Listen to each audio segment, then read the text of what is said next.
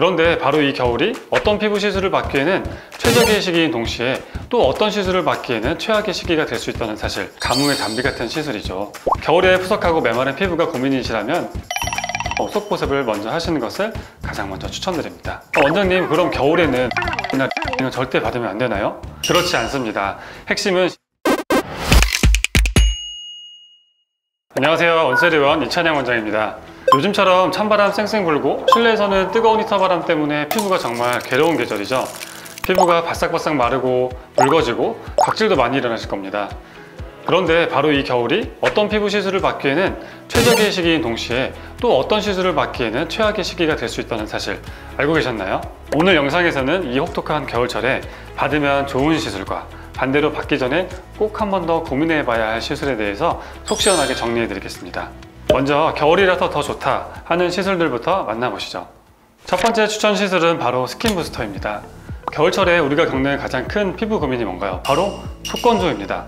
겉에 아무리 비싼 수분크림, 보습크림들을 발라도 피부 속에서부터 당기는 그 느낌 다들 공감하실 텐데요.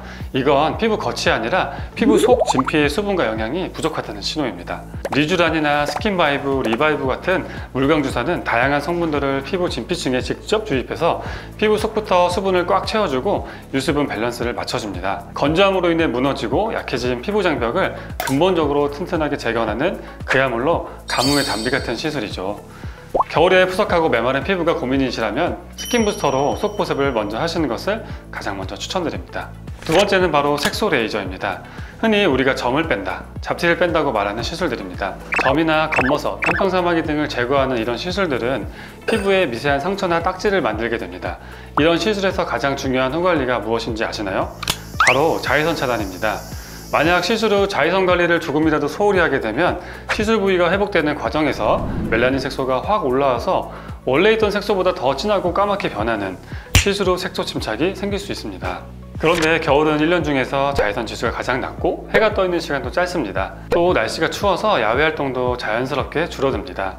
즉, 이 색소 침착의 위험을 가장 낮출 수 있는 골든타임인 셈입니다. 그리고 땀도 덜 흘리게 되니까 시술 부위에 붙이는 재생 테이프, 듀오덤 같은 것들이 떨어질 염려도 적고 염증 관리도 훨씬 수월합니다. 얼굴에 거뭇거뭇한 색소들을 제거할 계획이셨다면 바로 지금 겨울에 하시는 것이 가장 좋은 시기입니다. 세 번째 추천 시술은 LDM과 같은 진정 및 보습 관리입니다. 겨울철 피부는 실내외의 극심한 온도 차이 때문에 혈관이 늘었다가 줄었다가를 반복하면서 홍조가 심해지기 쉽습니다. 또 건조함 때문에 피부가 극도로 예민해져서 작은 자극에도 쉽게 붉어지고 가렵고 따가움을 느끼게 되죠. 이건 이미 피부 장벽이 손상되었다는 강력한 신호입니다.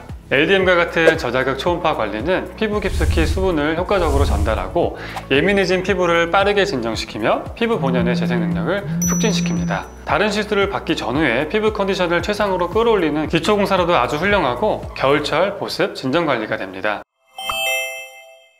자, 그럼 반대로 겨울철에 받을 때 주의해야 할 시술들은 무엇일까요? 주의해야 한다는 것은 이건 절대 하지 마라가 아니라 시술 받기 전 반드시 내 피부 상태를 확인해야 한다는 뜻입니다. 첫 번째는 프락셀이나 포텐자 같은 니들 RF 시술입니다. 물론 이 시술들은 흉터나 모공 개선에 정말 효과가 좋은 시술들입니다. 하지만 이 시술들의 원리를 생각해보면 레이저나 바늘이 피부에 의도적으로 미세한 상처를 내고 그 상처가 회복되는 과정을 이용해서 피부를 재생시키는 방식이죠. 그런데 앞서 말씀드렸듯이 겨울철 피부는 어떻다고 했죠? 건조하고 피부 장벽이 약해져 있습니다. 즉, 우리 피부의 방어력과 회복력이 1년 중 가장 떨어져 있는 상태입니다. 이런 약한 피부에 강한 자극이 들어가면 피부가 이 자극을 견디지 못하고 회복하는 데 더 오랜 시간이 걸리거나 혹은 회복을 제대로 못하고 오히려 더 붉고 예민해지는 부작용을 겪을 수 있습니다. 두 번째 주의 시술은 건조한 피부 상태에서의 리프팅 시술입니다. 울세라 슈링크 같은 초음파 리프팅이나 써마지, 올리지오 같은 고주파 리프팅은 피부 속에 강력한 열 에너지를 전달해서 콜라겐을 재생시키고 피부를 당겨주는 원리입니다. 그런데 만약 내 피부가 지금 수분이 하나도 없이 바싹 마른 사막과 같은 상태라고 상상해보세요. 거기에 뜨거운 열 에너지가 들어가면 어떻게 될까요? 피부는 그 열을 감당하지 못하고 더 건조해지고 자극을 받아 없던 피부염이 생기거나 혹은 기존에 있던 아토피나 건조 피부염 등이 악화될 수 있습니다. 이쯤 되면 이런 궁금증이 생길 수 있습니다. 원장님, 그럼 겨울에는 프락셀이나 리프팅을 절대 받으면 안 되나요? 그렇지 않습니다.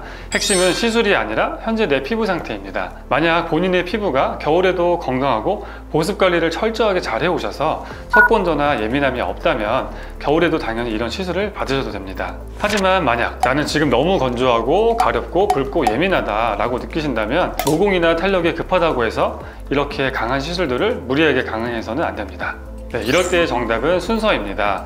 먼저 병원에서 정확한 피부 상태를 진단받고 앞서 추천해드린 스킨 부스터나 LDM 진정관리 등을 통해서 피부 장벽을 먼저 튼튼하게 회복시켜야 합니다. 이렇게 피부의 기초 체력을 충분히 키워 놓은 뒤에 건강해진 피부 상태에서 리프팅이나 프락셀 시술을 받는 것이 부작용은 최소화하고 효과는 극대화하는 가장 안전하고 좋은 방법입니다. 자, 오늘 내용 정리해 볼까요? 겨울은 자외선이 적어 색소 치료에 적기이며 건조함을 이기기 위한 스킨 부스터와 진정 관리를 받기에는 가장 좋은 계절입니다. 반면에 프락셀이나 리프팅처럼 강한 자극을 주는 시술은 내 피부가 건조하고 예민한 상태라면 먼저 피부를 건강하게 회복시킨 후에 받는 것을 권장해 드립니다. 무조건 남들이 좋다는 시술을 따라가기보다는 현재 내 피부 상태에 귀를 기울이고 전문가와 정확히 상담하는 것이 가장 중요하다는 점을 꼭 기억해 주세요. 네, 오늘 영상이 도움이 되셨다면 구독과 좋아요, 알림 설정까지 부탁드려요. 더 궁금한 점은 언제든지 댓글로 남겨주세요. 지금까지 원스리원 이찬양 원장이었습니다. 감사합니다.